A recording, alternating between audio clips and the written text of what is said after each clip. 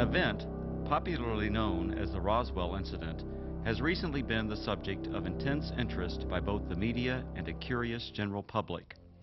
In recent years, numerous speculative books, magazine articles, television programs, a made-for-TV movie, 2 UFO museums, fraudulent documents, and even an alien autopsy film have emerged to exploit the media fascination with the Roswell incident.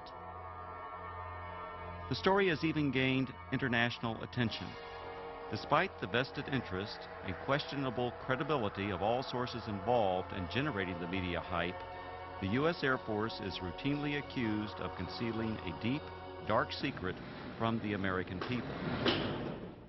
In early 1994, New Mexico Congressman Stephen Schiff requested the General Accounting Office initiate a records review.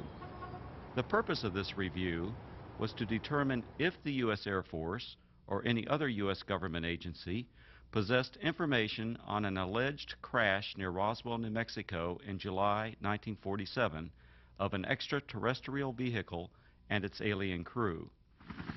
In response to the GAO probe, the Secretary of the Air Force directed a comprehensive search for records. The objective of this search was to tell the Congress and the American people what the Air Force knew about the 1947 Roswell claims.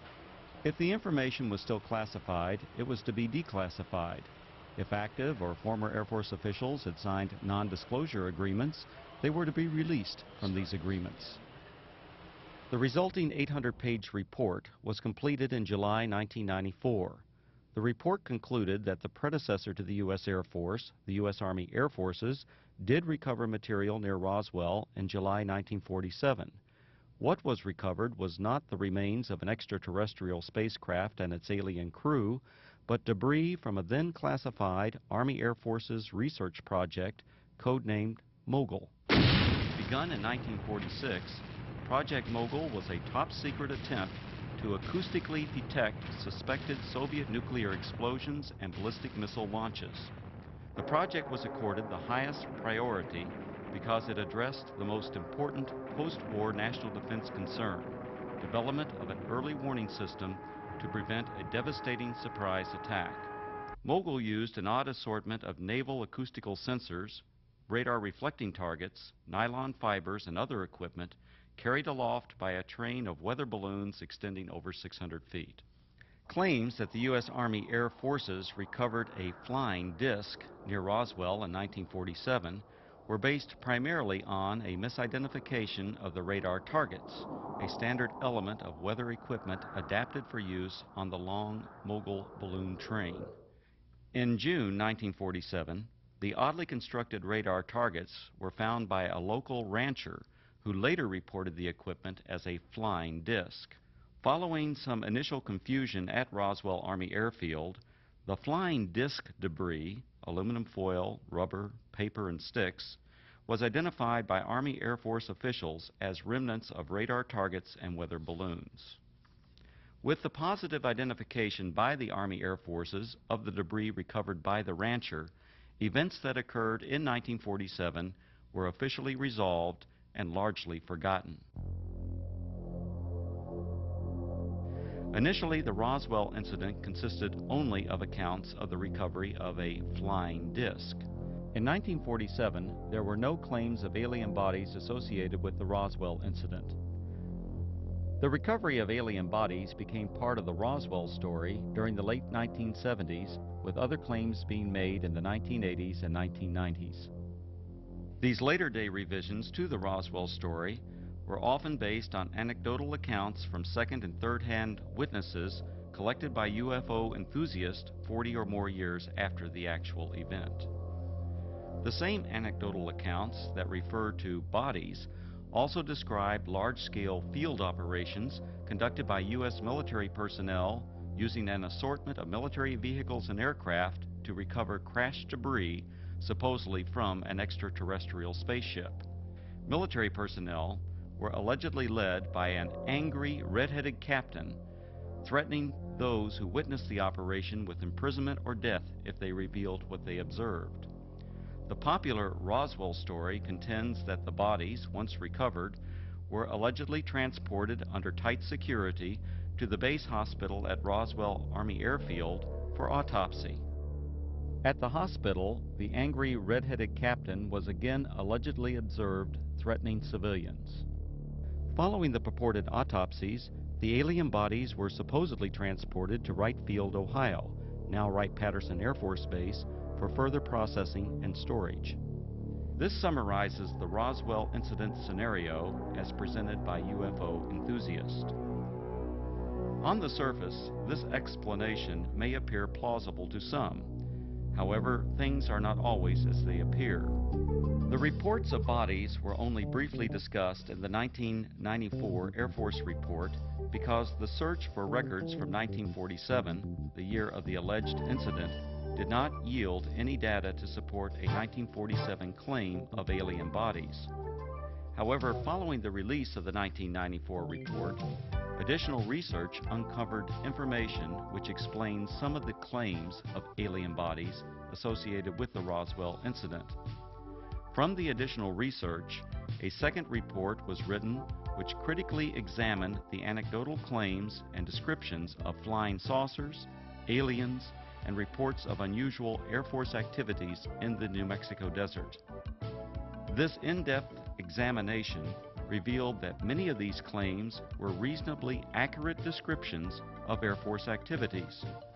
Some of the claims that refer to bodies are most likely misperceptions by uninformed persons of unclassified and widely publicized Air Force scientific achievements of the 1950s. However, other descriptions of bodies appear to be exploitation of Air Force members killed or injured in the line of duty. The following are the 5 main conclusions contained in the second report.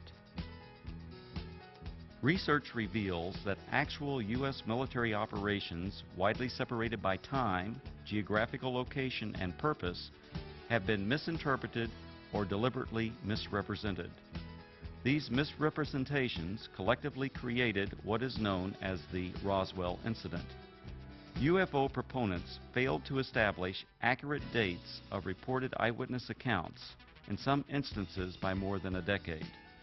In addition, they erroneously linked all these accounts to the actual 1947 recovery of Project Mogul equipment.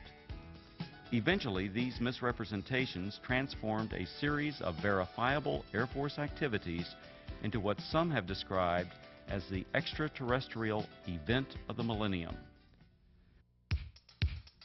Reports of aliens in the New Mexico desert were actually anthropomorphic test dummies that were carried aloft by Air Force high-altitude research balloons. Critical examination of alleged alien sightings consistently matched the physical characteristics of these dummies, as well as where and how they were used. Vince, that new dummy cam is great. Yeah, it'll sure give people a whole new outlook on what it's like when you don't wear a safety belt.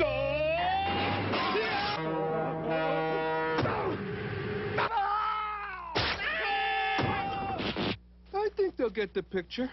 You could learn a lot from a dummy. Buckle your safety belt. Anthropomorphic dummies, also known as crash test dummies, are today easily identifiable and are even stars of their own successful auto safety advertising campaign. However, during the 1950s, public awareness was still decades away for these important scientific tools. From 1953 to 1959, anthropomorphic dummies were used by the U.S. Air Force Aeromedical Laboratory in projects High Dive and Excelsior. The project's main objective was to study methods for returning a pilot or astronaut safely to Earth by parachute if forced to eject at extremely high altitudes. For these tests, dummies were transported up to 98,000 feet by high-altitude balloons.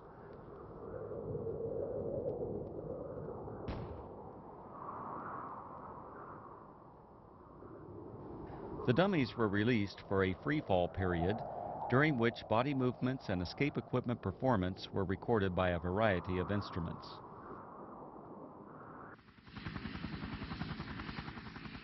Many of the dummies landed outside the confines of military reservations and were regularly observed by local civilians. Following a series of dummy tests, a human subject, Air Force test pilot Captain Joseph W. Kittinger Jr., now a retired colonel, made 3 bailouts from high-altitude balloons. These and other aeromedical projects that used both dummies and human test subjects were unclassified and widely publicized in the press and other media. In 1956, 20th Century Fox released On the Threshold of Space, a feature-length motion picture based on these projects and filmed on location at Holloman Air Force Base. Air Force personnel, aircraft, high-altitude balloons, and other equipment, including the actual anthropomorphic dummies, were used in the making of this film. The eyewitness reports of military units that always seemed to arrive shortly after the alleged crash of a flying saucer were actually accurate descriptions of Air Force personnel engaged in high-altitude balloon and anthropomorphic dummy recovery operations. Since 1947, Air Force atmospheric research organizations at Holloman Air Force Base, New Mexico, have launched and recovered approximately 2,500 high-altitude balloons, many in the same areas of New Mexico where the Roswell incident allegedly occurred. Additionally, the equipment, vehicles, and procedures used by the Holloman Air Force Base Balloon Branch, the unit that conducted most of the launches, are the same as that described by the reputed witnesses who claimed they saw the recovery of the flying saucer and alien crew. These huge Air Force high-altitude balloons, launched by the Holloman Balloon Branch, carried aloft a wide range of sophisticated and, from most perspectives, odd-looking devices. Much of this equipment was experimental and represented for that era the latest in space-age technologies. Payloads ranged from simple radio transmitters to sophisticated satellite components and NASA space probes. In fact, qualification trials for the NASA Voyager Mars and Viking space probes were flown by Air Force high-altitude balloons during the late 1960s and early 1970s. Ironically, these balloons were launched from the former Roswell Army Airfield, site of the originally alleged 1947 incident, and recovered on the White Sands Missile Range over 100 miles to the west.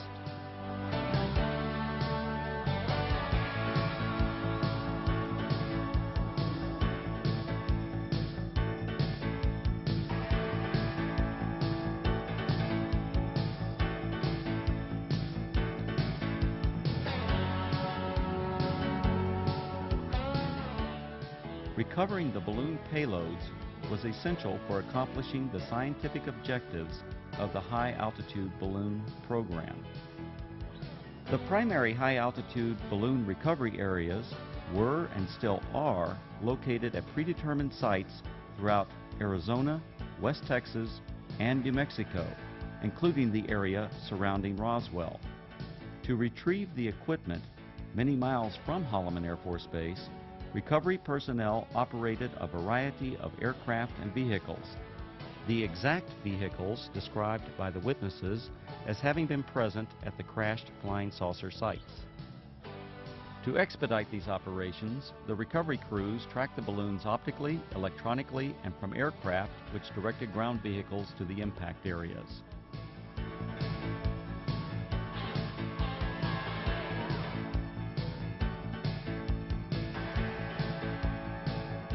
In several of the Roswell accounts, unsubstantiated allegations asserted that military personnel who retrieved equipment from rural areas of New Mexico intimidated and threatened civilians on the scene. On the contrary, Balloon Branch personnel enjoyed good relations with the local community and often solicited their assistance following a balloon or payload landing. In the course of their activities, recovery personnel rented or borrowed tractors, bulldozers, snowmobiles, and even pack mules from local residents. The payloads, parachutes, balloons, and circling chase aircraft often draw crowds of curious onlookers from the local community. In fact, so many civilians are often present at balloon or payload landing sites, the scenes were once described by balloon branch personnel as being like the circus coming to town. Here's what it looked like this afternoon, floating from east to west over town. It was way up there, all right, some 25 miles over our heads, the Air Force later told me. The giant helium-filled balloon eventually collapsed, falling to Earth like 1,000 pounds of cellophane, landing on the Gila Indian Reservation southwest of Phoenix. A short while later, we spotted this, a large parachute, perhaps 100 feet across. Dangling beneath it was some sort of a silver box that made a rather hard landing. This is what had been attached to that balloon, we would later find out. There were no markings on it, no way at all of telling what it was. Then the Air Force pulled up. Excuse me, we don't mean to be too nosy, but about 1 million people in Phoenix are dying to know. What is it? What is it? Yeah. This is a scientific payload that was launched from Holloman Air Force Base in New Mexico. How far are we? About 400 miles? Okay, it went up to approximately 125,000 feet in the air, carried aloft by an 11 million cubic foot balloon. So there you have it, an Air Force experiment to gather information on gases in the upper atmosphere. Thank goodness it was one of ours. Len Clements, News Center 10.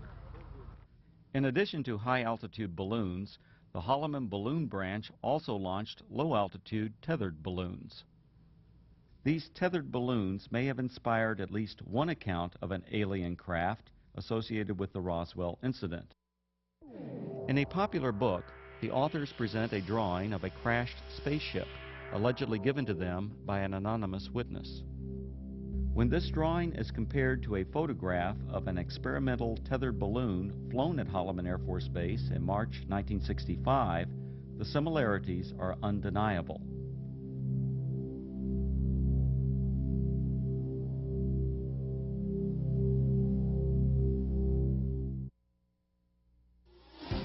The red-headed captain was probably Captain Joseph W. Kittinger, Jr. Captain Kittinger served as the project officer or pilot in all three of the Air Force's manned high-altitude balloon projects, Man High, Excelsior, and Stargazer. Captain Kittinger was present at many balloon and dummy launch and recovery sites throughout the southwest United States during the 1950s and early 1960s. However, other than the allegations made by UFO proponents, there is no evidence of any kind that Kittinger confronted or threatened civilians. Colonel Kittinger's achievements as an Air Force test pilot are legendary. He has the standing world record parachute jump from nearly 20 miles.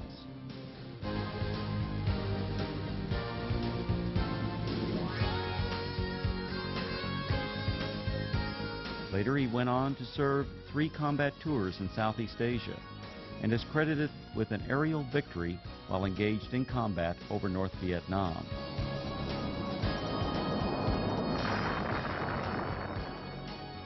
After over 480 combat missions, Colonel Kittinger was shot down over North Vietnam and spent 10 months as a prisoner of war in the infamous Hanoi Hilton before being repatriated in March 1973. Colonel Kittinger made history again after retiring from the Air Force. In 1984, he accomplished the first solo crossing of the Atlantic by balloon. The final and most disturbing conclusion of the second Roswell report is the apparent exploitation of Air Force members killed or injured in the line of duty to perpetuate the alleged sightings of alien bodies. Claims of bodies at the Roswell Army Airfield Hospital were likely a combination of several aircraft accidents and an unusual manned balloon mishap. One aircraft accident occurred on June 26, 1956. 11 Air Force members died when their fully loaded KC-97 tanker aircraft experienced a propeller failure 4.5 minutes after takeoff. The crash site was approximately 9 miles south of the former Roswell Army Airfield, renamed Walker Air Force Base in 1948. The badly burned bodies of the 11 crewmen were identified and processed at the Walker Air Force Base Hospital. The alleged claims of bodies at the base hospital can be traced to a single witness whose descriptions closely matched the condition and the circumstances under which these victims were identified. Furthermore, claims of bodies attributed to specific Air Force personnel are unsubstantiated. Some of these individuals were not even present at Roswell Army Airfield in July 1947. The balloon mishap occurred during a low-level training mission for backup pilots in the Project Excelsior high-altitude manned balloon program. This unusual accident occurred approximately 10 miles northwest of Walker Air Force Base on May 21, 1959. One of the three crewmen, Captain Dan D. Fulgham, now a retired colonel, was injured during landing. Following the mishap, Captain Fulgham and the other balloon crew members were transported to the Walker Air Force Base Hospital via a chase helicopter that followed the training mission for emergency purposes. Upon arrival at the highly secure Strategic Air Command base, the balloon crew was met by armed Air Force security personnel who remained with the crew until their identities were confirmed. As the Excelsior project officer and instructor pilot for this mission, the red-headed Captain Kittinger accompanied the balloon crew to the hospital. At the Walker Air Force Base Hospital, Kittinger and Fulgham were apparently observed by individuals who later related this unusual incident. Elements of this actual event now appear to be part of the Roswell story. Captain Fulgham was treated for an injury that caused his head to swell beyond its normal size. The injury, described as a traumatic hematoma, was not serious. On a specially arranged flight several days after the accident, Fulgham returned to Wright-Patterson Air Force Base, Ohio, where he made a complete recovery. Fulgham went on to distinguish himself as a test parachutist and physiologist for the space program. He later flew F-4s in Southeast Asia, adding to his combat record as a fighter pilot during the Korean War. When critically examined, the Roswell incident is exposed as a conglomeration of many events, including aircraft accidents that occurred over several decades. Misidentification of anthropomorphic dummies and experimental balloon-launched devices, combined with Air Force balloon operations portrayed as mysterious flying saucer and alien recovery teams, transformed verifiable events into what is now known as the Roswell incident. The U.S. Air Force and its predecessors have been the unsurpassed innovators in aerospace technology. Legendary Air Force leaders throughout this century have used technological advances to establish the U.S. Air Force as a premier military service.